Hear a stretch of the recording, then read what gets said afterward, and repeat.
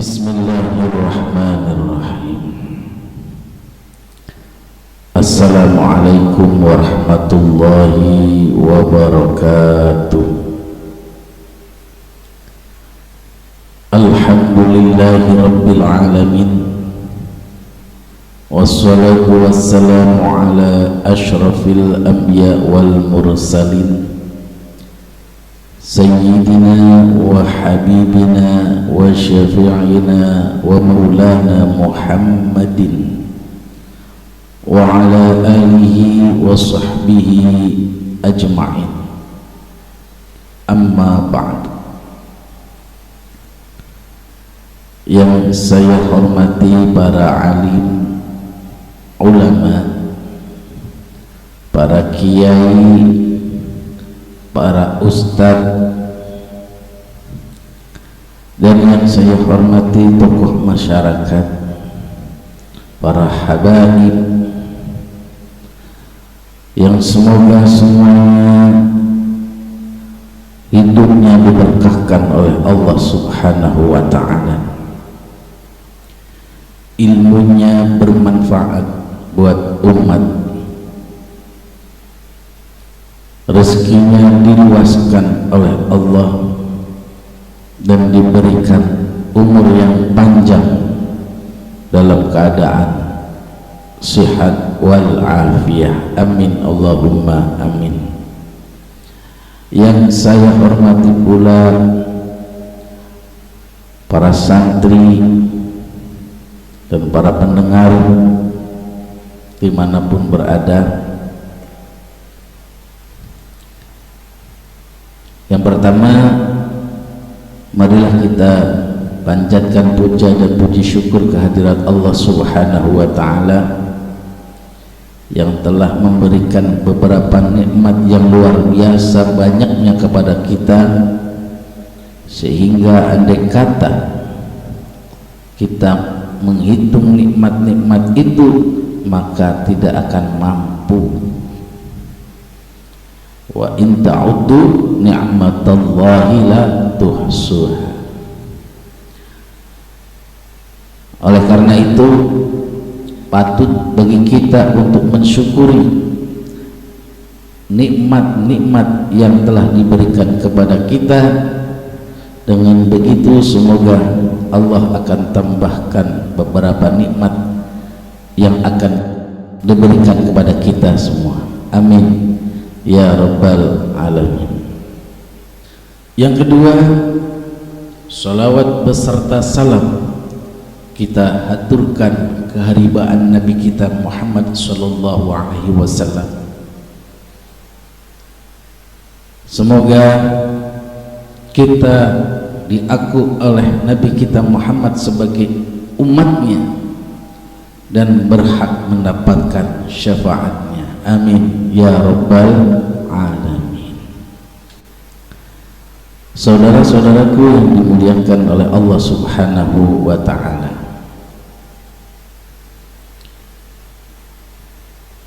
perkara nikah itu sangatlah banyak permasalahannya.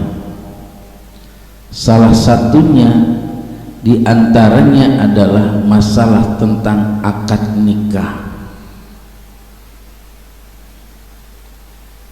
khususnya yaitu masalah mewakilkan akad nikah dari calon suami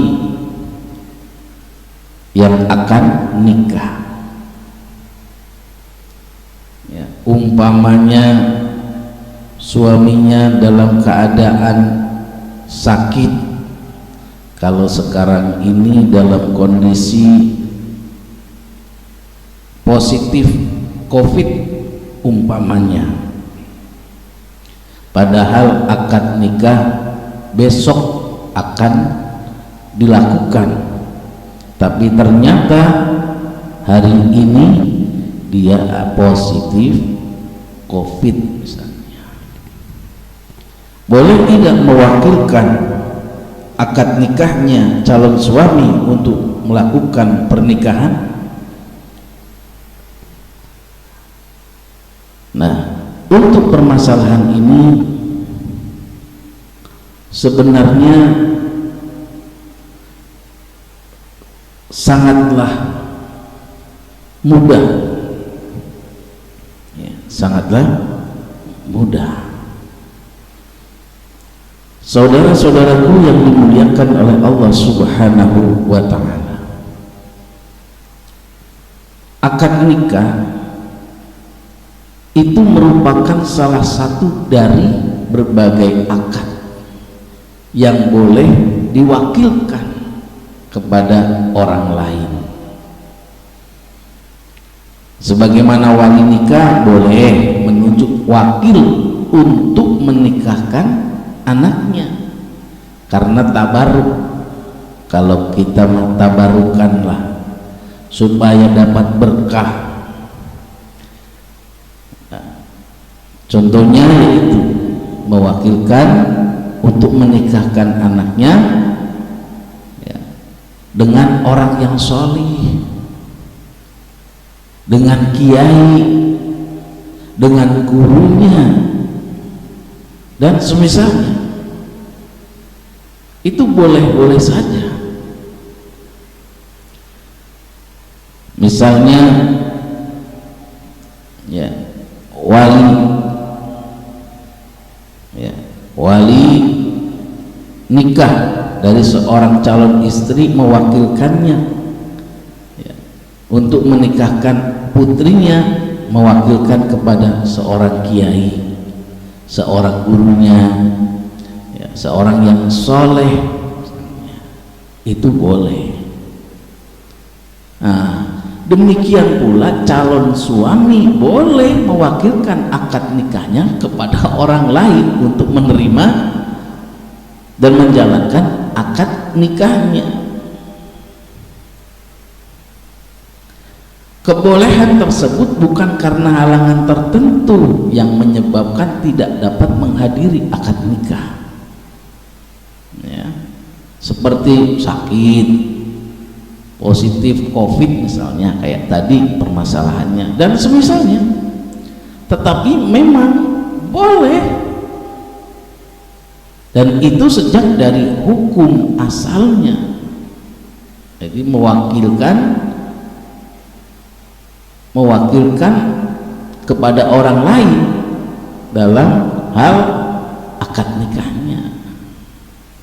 Calon suami mewakilkan akad nikahnya kepada orang lain boleh. Wali nikah, ya, mewakilkan kepada orang lain boleh. Itu memang hukum asalnya seperti itu. Jadi kebolehan dalam mewakilkan sebuah akad, dalam hal ini nikah, itu adalah boleh, ya, baik karena sesuatu halangan atau tidak, memang hukum asalnya boleh. Nah, dalam hal ini Syekh Zainuddin Al-Malibari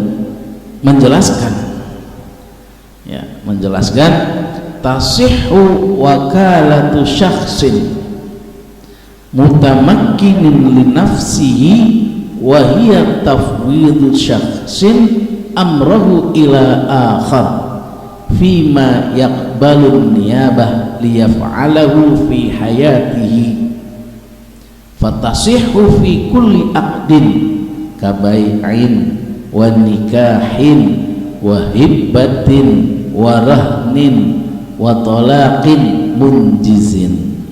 Ini keterangan dari Syekh Zainuddin Al-Malibari,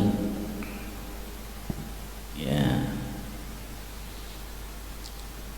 Maksud dari keterangan tersebut apa? Tasihhu wakalatu syakhsin, tasihhu sah. Apa wakalatu syakhsin? Itu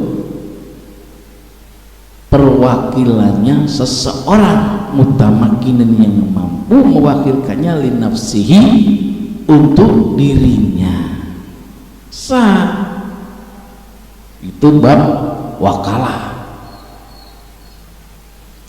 Sedangkan definisi wakalah sendiri, Syekh Zainuddin mengatakan wahya, adapun wakalah tafwidu syakhsin, penyerahan seseorang, penyerahannya seseorang, amrohu, akan urusannya, ila akhar, penyerahan ila akhar, kepada yang lain, fima, di dalam hal yang balu, menerima, an-niyabah, yaitu pergantian, diganti, liyaf'alahu, untuk melakukannya sesuatu tadi, fi hayatihi, di dalam hidupnya orang yang mewakilkan. Itu namanya wakalah. Jadi wakalah itu menurut Syekh Zainuddin wahiyat tafwidu syakhsin amrahu ila akhar fima yaqbalun niyabata liyaf'alahu fi hayatihi. Hukumnya tasihhu wakalatu syakhsin mutamakkinin li nafsihi. Jadi jelas ya, boleh. Jadi hukum asalnya ya memang sejak dari dulunya itu memang boleh, sejak dari hukum asalnya seperti itu. Wakalah dalam hal apa? Ya, fatasihu, maka sah. Dengan kondisi seperti ini sah. Bagaimana perwakilannya? Fi kulli aqdin, di dalam setiap akad ya. Kabai'in, seperti akad jual beli, boleh mewakilkan pada orang lain, dan sana dituntaskan, saya yakin sama kamu, wakilin saya untuk membeli itu, melakukan akad jual beli. Wa nikahin, dan nikah ya, seperti tadi calon suami menunjuk seorang wakil untuk melakukan yaitu akad nikah, boleh. Fatasihu fi kulli aqdin. Selain nikah, selain jual beli dan nikah, apalagi wahibatin, seperti hibah, warohnin, gadai, watolakin, dan talak, munjizin, yang diarahkan pada perempuan tertentu, boleh melakukan, boleh menunjuk perwakilan atau melakukan perwakilan. Saudara-saudaraku yang dimuliakan oleh Allah Subhanahu wa Ta'ala, bahkan dalam hal ini Nabi Muhammad SAW sendiri pernah melakukannya. Kapan? Yaitu saat beliau mewakilkan pernikahannya dengan Ummu Habibah radhiyallahu anha, ya, mewakilkannya kepada Amru bin Umayyah ad-Damri radhiyallahu anhu. Ya, seperti itu. Rasulullah pernah melakukan, yaitu mewakilkan akad pernikahannya ya kepada Umar bin Umayyah. Nah, mana keterangannya? Ini pernah dijelaskan oleh Abu Ishaq dalam keterangannya, wa yajuzu tawkilu fi aqdin nikah. Keterangan dari Abu Ishaq, wa yajuzu tawkilu fi aqdin nikah.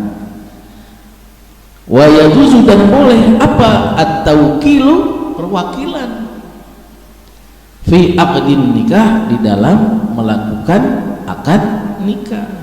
5, karena keterangan ruwiyah yang diriwayatkan annan nabiyya, bahwasanya Nabi Muhammad sallallahu alaihi wasallam wakala, telah mewakilkan Amr bin Umayyah pada Ammar atau Umar bin Umayyah Ad-Damri fi nikahi Ummi Habibah, di dalam pernikahannya Ummi Habibah. Jadi boleh menunjuk wakil dalam akad nikah.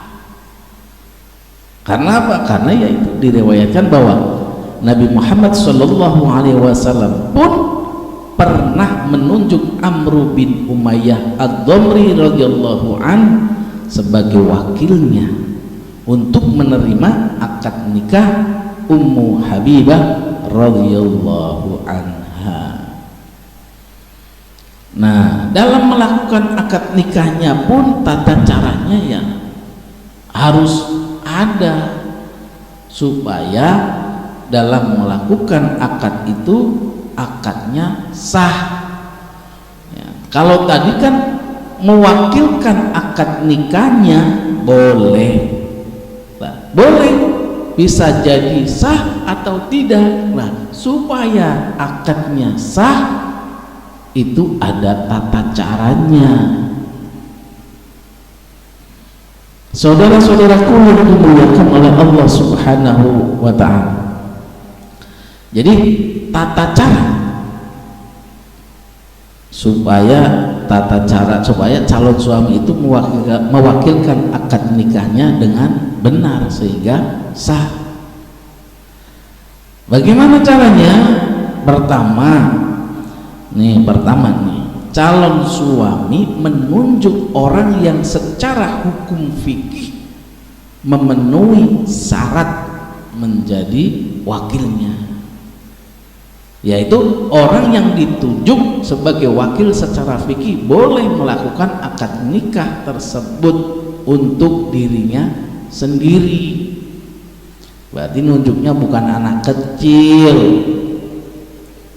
bukan anak kecil, nunjuknya bukan pada orang yang sakit,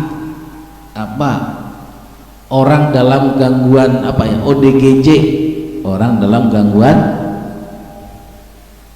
jiwa ya. Bukan orang yang ODGJ, tapi yang ditunjuk sebagai wakilnya itu harus memenuhi syarat menjadi wakilnya secara hukum fikih. Nah, dalam hal ini lebih baik menunjuk siapa? Menunjuknya orang yang soleh.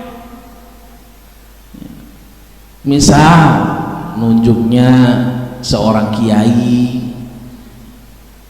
yang paham betul, yang paham benar tentang berbagai hukum pernikahan, ya sekaligus tabaruk kepadanya, tabaruk kepada orang soleh ya. Jangan sampai nunjuk orang yang punya karakter pagar makan tanaman ya, mewakilkan pada orang yang malah justru jadi pagar makan tanaman. Lihat calon istrinya bagus, malah kadang kan model kayak gitu ya, berarti nggak amanah.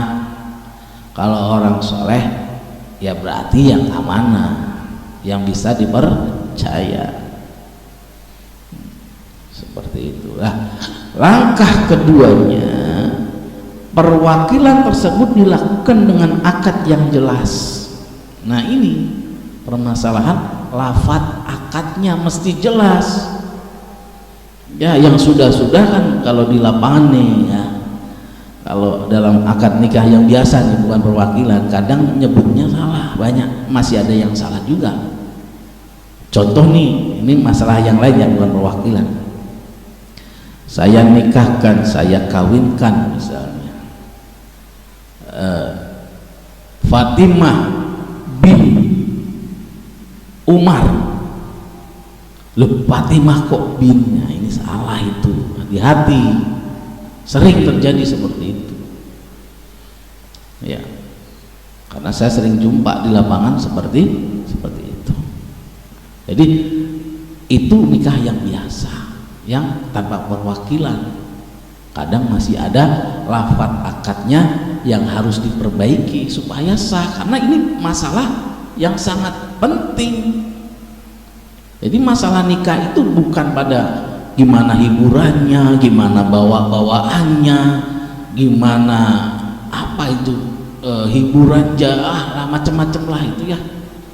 Ya. Intinya pernikahan ya di akad nikahnya ini.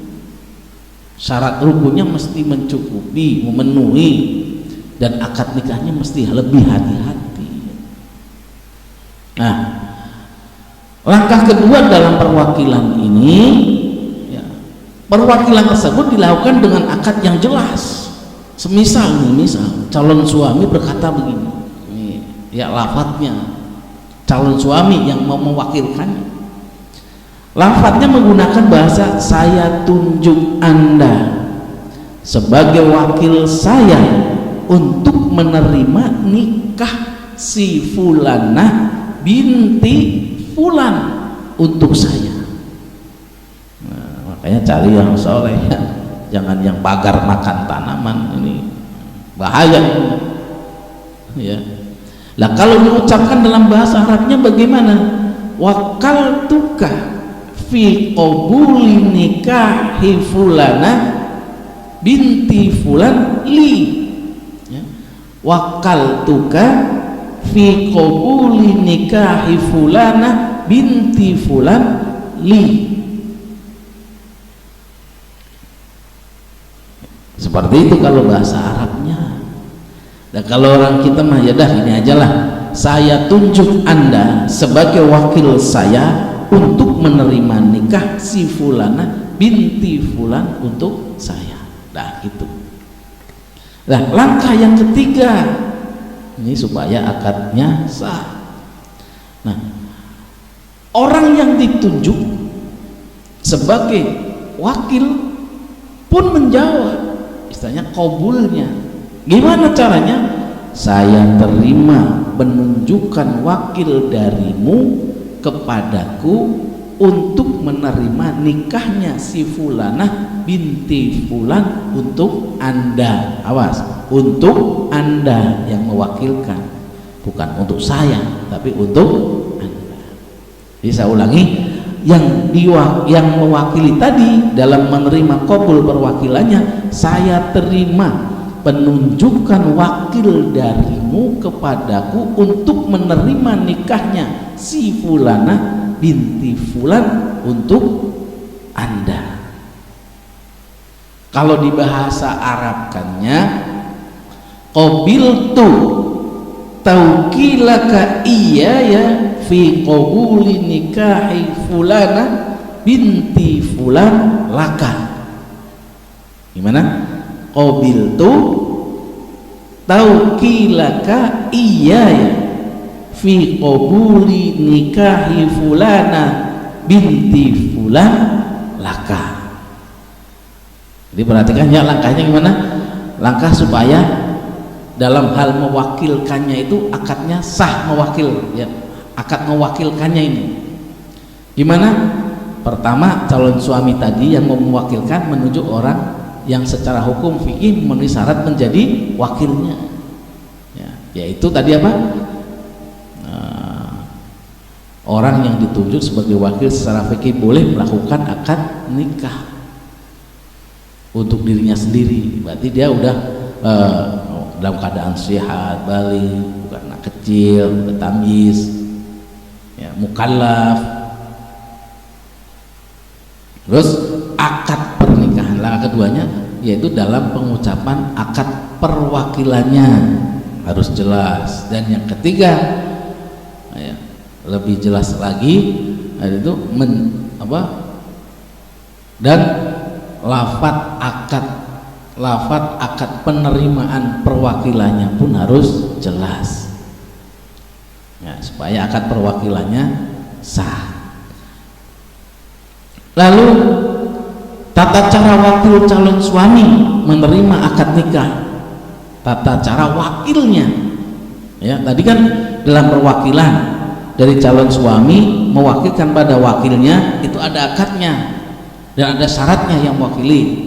Nah, supaya sah nih untuk perwakilannya. Sekarang tata cara wakil calon suami tadi menerima akad nikah bagaimana supaya akad nikahnya sah? Ya, saudara-saudaraku yang dimuliakan oleh Allah Subhanahu wa Ta'ala. Jadi gini, bila calon suami benar-benar mewakilkan akad nikahnya kepada orang lain, maka akad nikahnya juga harus disesuaikan agar sah dan tepat sasaran. Karenanya wali calon istri dalam akad nikah harus mengarahkan akad nikahnya untuk calon suami, bukan untuk wakilnya. Hati-hati juga. Jadi menikahkannya untuk calon suami, bukan untuk wakilnya. Nah, dalam hal ini semisal ia dapat wali calon istri itu menggunakan bahasa begini nih, ya bahasanya begini, ya jangan sampai salah nih, kalau salah jadi salah.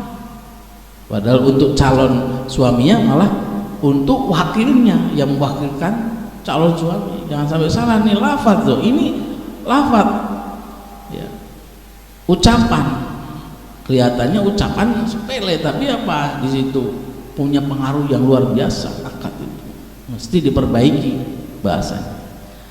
Jadi gini, saya nikahkan dan saya kawinkan orang yang menunjukmu sebagai wakil, yaitu si fulan bin fulan dengan anakku fulanah dengan mahar titik ya, atau sekian dibayar tunai.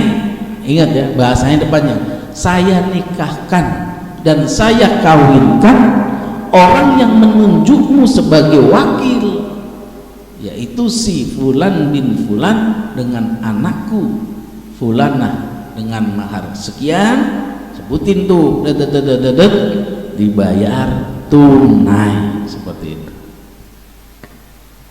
Nah, kalau disimpelkan di bahasa Arab kan ankahtu wa zawwajtu muwakkilaka fulana bena fulan bibinti fulana bimahrin titik ya disebutin halan. Nah, seperti itu ya, saya ulangi, ankahtu wa zawwajtu muwakkilaka fulana bena fulan bibinti fulana bimahrin. Nah, sebutin halan. Kalau di bahasa Indonesia kan, saya nikahkan dan saya kawinkan orang yang menunjukmu sebagai wakil, yaitu si fulan bin fulan dengan anakku fulanah dengan mahar sekian, dibayar tunai. Baru nanti lalu wakil calon suami tadi segera menjawab, wakilnya calon suami tadi segera menjawab, saya terima nikah dan kawinnya si fulanah binti fulan, si fulanah binti fulan untuk orang yang menunjuk saya sebagai wakilnya, yaitu si fulan bin fulan dengan mahar tersebut dibayar tunai.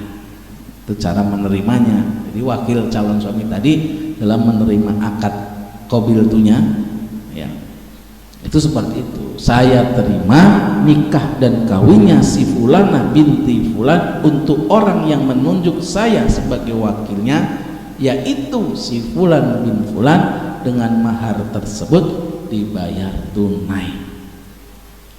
Kalau di bahasa Arabkan lagi, qabiltu nikahaha wa tazwijaha limuwakkili fulan ibni fulan bil mahril mazkur halan.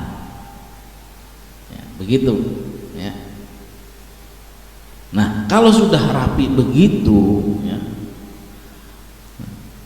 akadnya pertama syarat yang ditunjuknya sudah sesuai dengan syariat atau dengan hukum fikihnya, terus akadnya, lafadz akadnya sudah seperti tadi, dengan tata cara yang seperti itu, ya pernikahan tersebut menjadi sah dan tepat sasaran untuk calon suami tersebut yang mewakilkan.